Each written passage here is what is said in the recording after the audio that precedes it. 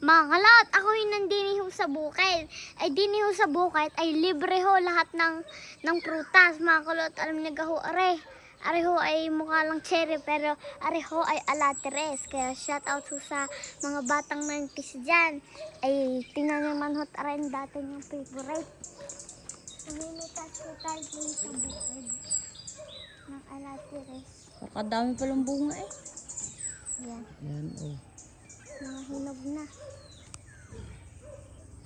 Yan mga kulot, ang dami. Ang sarap pala mamitas dito. Yan, ang mga pipitasin nyo ho. Yung mga, pwede na ho rin pitasin pag ganyan na yung kulay. Mga pula na. Mga pula na. Matamis siyang kulot. Yan ho yung madumi laang, pero yan ho ay matamis. Anong madumi? Hindi mo na madumi eh. Gawa nang nakakabit pa yan sa puno. Kailangan lang bago kainin ay Huhugasan ho.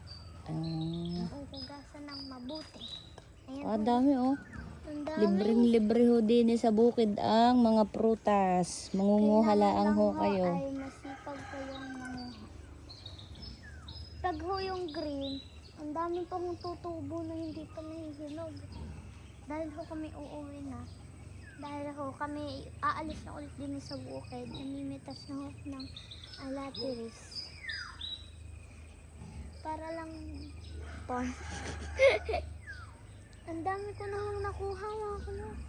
Din ho sa aking tita. Oh?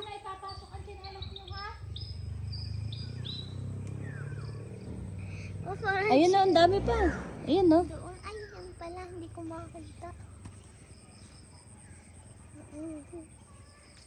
Ang sasarap. Sarap. Ang sasarap. Ang sasarap. Sasarap nito mga to. Puro hinog lang ang kukunin mo. Kulay red lang. Buti dito mga kulot walang ibon masyado. Yan. Kakagulo nga ang ibon kanina. Kinukuha na nila lagi. Hindi ko abot yun. Gusto kong kunin. Asan? Ayun. Ayun pa.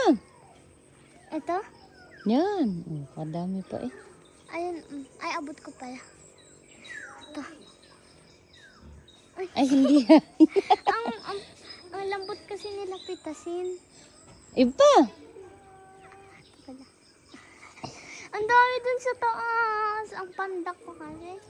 Paglaki ko talaga, makunguha ko ng alateris. Babay na ho mga kulot. Oh, yan ho ay sobrang matatamis. Oh, parang blueberry pink na lang.